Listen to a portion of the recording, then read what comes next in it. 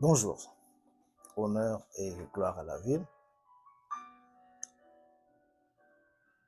Nous venons ce matin euh, répondre à 4 questions qui nous ont été posées et nous croyons également que ces questions ou ces interrogations peuvent aussi aider quelqu'un qui se trouve dans une situation quelconque et qui se pose tant de questions.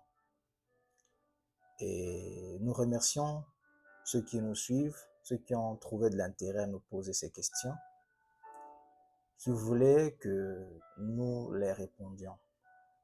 Alors nous avons prévu un petit court-métrage simplement pour répondre, bien évidemment des réponses, afin que cela puisse aider quelqu'un, puisse fortifier quelqu'un. Et les 4 questions, je vais les lire. La première question est la suivante. Qu'est-ce que la volonté de Dieu? On nous appelait, on dit, écoutez, on vous voit un peu à gauche et à droite. Est-ce que vous pouvez nous dire qu'est-ce que la volonté de Dieu? Et la question suivante, que regrettes-tu le plus dans ta vie? Quel est le regret le plus impactant que tout homme devrait avoir ou pouvait avoir? Cela m'a fait sourire. Et la troisième question est la suivante. Quel est ou sont les plus gros échecs ou grosses erreurs? Quelles sont tes plus grosses peurs, tes erreurs, tes échecs? Assurément, quand vous allez les exprimer, ça pourra aider quelqu'un. Et la dernière, si c'était à refaire, qu'est-ce que tu aurais dû réparer?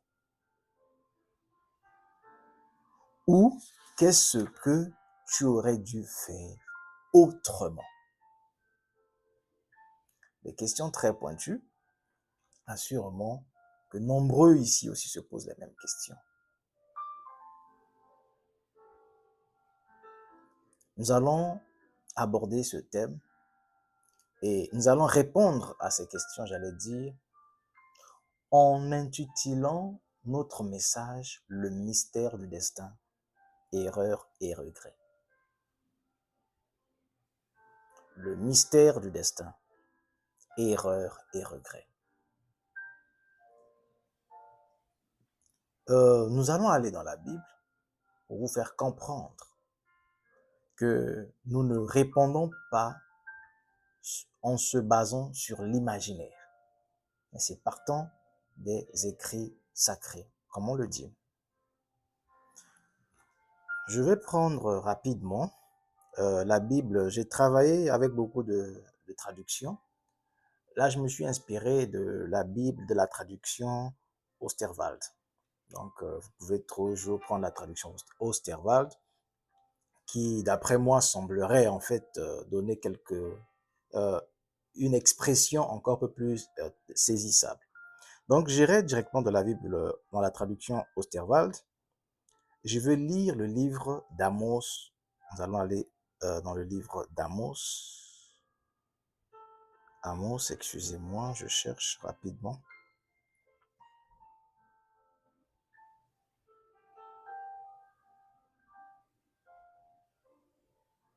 Parce que le problème, les gens se font des ennemis.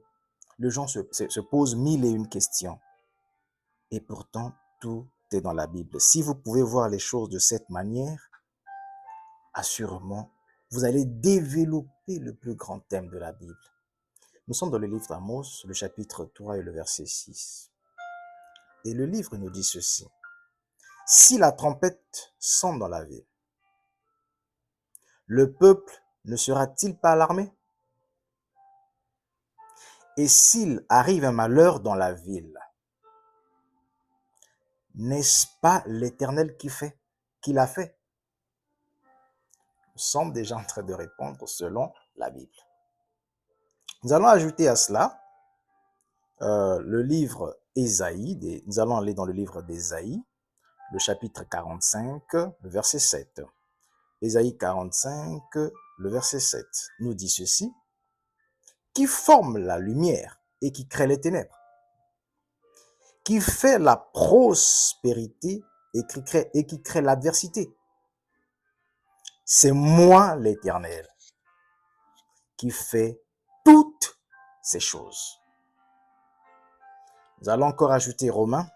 Nous irons droit dans le livre de Romains. Le Romains chapitre 8, 28 nous dit ceci: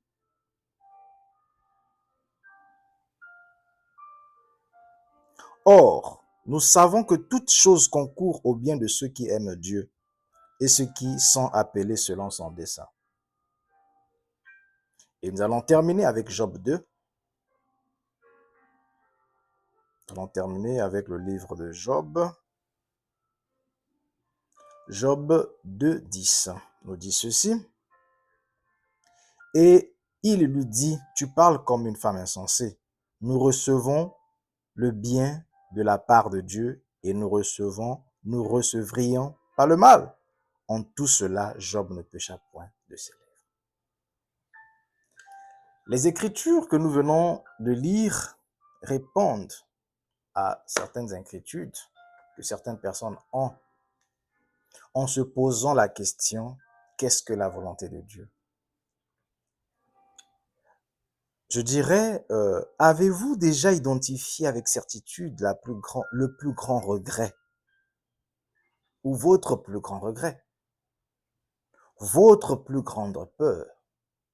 Dans l'expression humaine, nous prononçons des mots forts: regret, erreur, faute. Cela parfois conduit à la haine, comme s'il s'agissait d'un verdict définitif. Nous regardons en arrière, nous jugeons nos propres décisions, nous condamnons. Nous condamnons certains choix. Nous portons le poids de ce qui aurait dû être autrement. Mais si nous examinons ces faits avec profondeur, une autre lecture paraît. Car ce qu'on appelle erreur, ce que vous pouvez appeler erreur, n'est souvent qu'un événement dont nous ne maîtrisons pas encore l'issue. Et ce qu'on appellerait regret n'est que la douleur d'un sens que nous n'avons pas encore compris. Rien n'est isolé. Chaque événement s'inscrit ou s'inscrirait dans une continuité. Chaque choix, même impératif en apparence, participe à une construction plus vaste de votre être.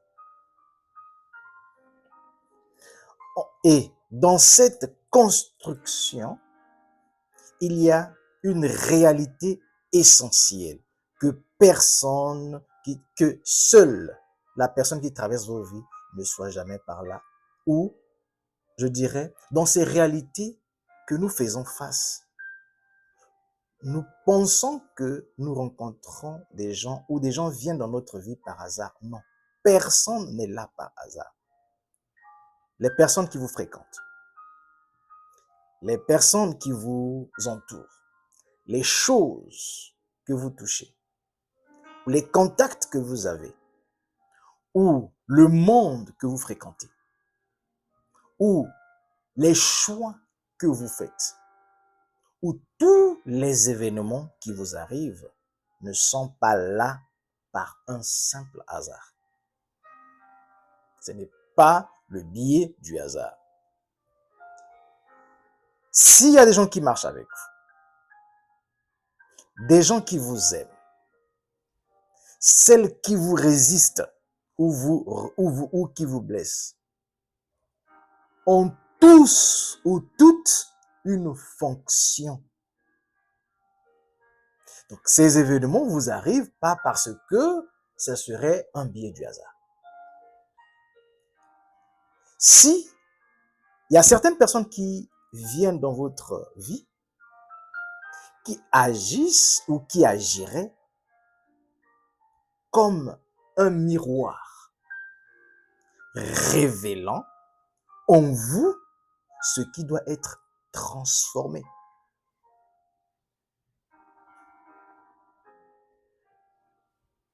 Des gens rentrent dans votre vie, ce n'est pas un hasard. Les événements vous arrivent, voilà pourquoi, quand vous avez compris même le principe de la prédestination, vous comprendrez tout de go que rien ne m'arrive par hasard. Et si un événement arrive d'une certaine manière, cela vient pour révéler ce qui doit être transformé en moi. Elle expose ce que vous n'avez pas encore vous-même. Ce qui se cache, en fait, tout est en vous. Les semences sont dans le sol. Mais le soleil n'apporte rien d'extra. Le soleil brille, frappe, expose la semence et elle pousse. Donc les événements qui vous arrivent sont des éléments de faveur pour votre perfection. D'autres encore sont une direction, vous poussant parfois avec douleur vers une destinée que vous n'aurez jamais atteint seul. Ainsi, même les relations difficiles, même les opportunités, même les blessures cessent d'être des erreurs. Tout ceci, comme Romain venait de le dire, concourt pour le bien afin que vous soyez parfaits.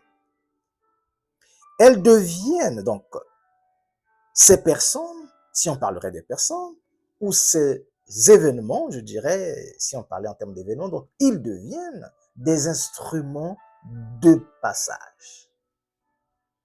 Vous pouvez être un instrument de passage pour ma perfection. Je viens dans votre vie, vous venez dans ma vie, pour exposer une partie faible, afin que dans ma prise de conscience, je règle cela pour arriver à ma perfection. Ou encore, vous pouvez être quelqu'un qui vient pour m'aider. Là, vous êtes une direction à me propulser vers mon destin. Donc, chaque personne que vous rencontrez ou chaque événement, donc le problème dans la vie n'est pas les gens, ne sont pas les événements, mais c'est vous. Comment, how you deal, comment vous coopérez avec tout ce qui vous arrive. Parce que dorénavant, ou parce que tout ailleurs, vous comprendrez le mystère du théâtre. Tout avait déjà été joué d'avance. Alors pourquoi haïrais-je quelqu'un ou pourquoi m'opposerais-je à un événement qui, normalement, concourt pour le bien, pour mon bien, pour ma perfection? Alors, j'ai promis ne pas être long. Pour comprendre, je vais vous demander de suivre, si vous voulez bien, certaines vidéos que nous mettons sur la toile, en ligne. Là, nous parlons le mystère de l'homme. Vous allez comprendre qui est réellement l'homme. Parce que c'est cet homme-là qui est l'élément déclencheur de certains événements pour sa propre perfection. Imaginez-vous que dans le parcours de Jésus sur la terre, Imaginez-vous que Judas n'a pas fait partie de ses disciples ou n'était pas membre de ses disciples. Est-ce que le salut de l'humanité serait possible ou on parlerait du salut aujourd'hui? La présence de Judas parmi les disciples concourait pour le bien de Jésus afin que son nom soit élevé et pourtant bien pour mon bien. Je vais terminer enfin par une question. Cette question que je veux poser, excusez-moi, je vais la poser de deux manières. Cette question, vraiment pour les religieux, ceux qui ne sont que dans le mouvement de la religion, ne sauront malheureusement pas la répondre. Parce que cette question que je veux poser va les introduire dans la tribulation. Et pourtant, ils disent connaître toutes choses. Parce qu'ils le croient. Mais nous allons poser une question de deux manières. Afin de plonger le monde dans les tourments, seuls les éternels comprendront sa serrant et comprendront le jeu parce que ils ont vu la scène avant que celle-ci ne se déroule.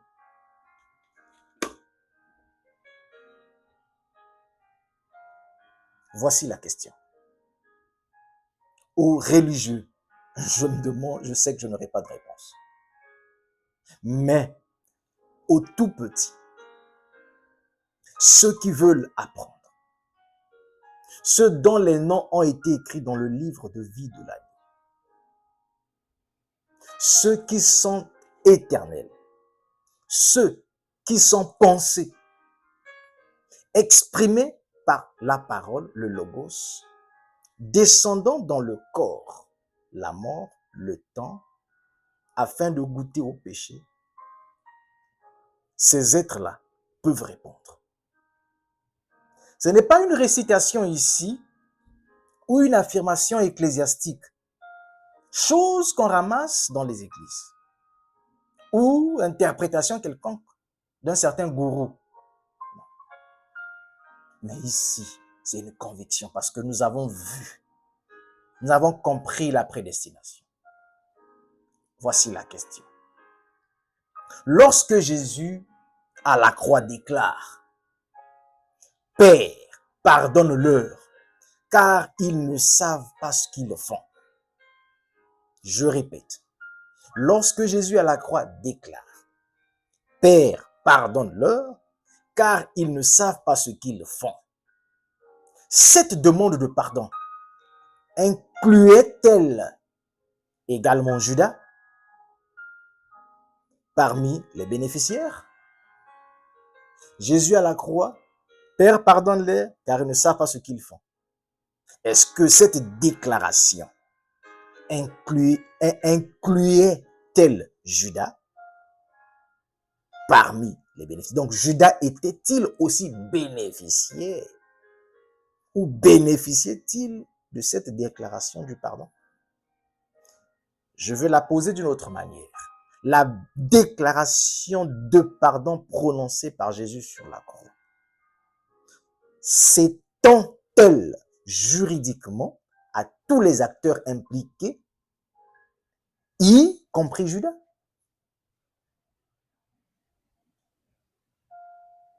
Alors, c'est à vous de répondre. Pour terminer, qu'est-ce que la volonté de Dieu? La volonté de Dieu, c'est tout ce qui nous arrive. Tout ce qui nous arrive, c'était ça la volonté de Dieu. Là, vous parlez, vous comprenez déjà l'omniscience de Dieu. Que regrettes-tu le plus dans ta vie? Je ne regrette rien. Je ne regrette rien dans ma vie. Car tout était connu d'avance et tout se passe dans le bon plaisir de Dieu pour le perfectionnement de ma vie. Quels sont les plus gros échecs ou grosses erreurs? Je n'ai pas d'échec, je n'ai pas d'erreur. Je n'ai connu aucun échec, aucune erreur. Tout ceci qui semble être un échec ou erreur ne sont que des passages m'emmenant vers la perfection. Par conséquent, je salue tout le monde, shalom, et que Dieu soit avec vous. amour, amour et amour. Les événements amour, amour et amour. Car je comprends que ces événements sont là pour me concourir, sont là pour me transporter vers mon devenir. Si c'était à refaire, qu'est-ce que tu aurais dû réparer? Rien. Je serais toujours la seule personne car ceci a été joué d'avance pour que j'arrive là où je suis. Il fallait que je passe par là. Par conséquent, je vis dans la paix. Alors, honneur et gloire à la vie. Merci beaucoup.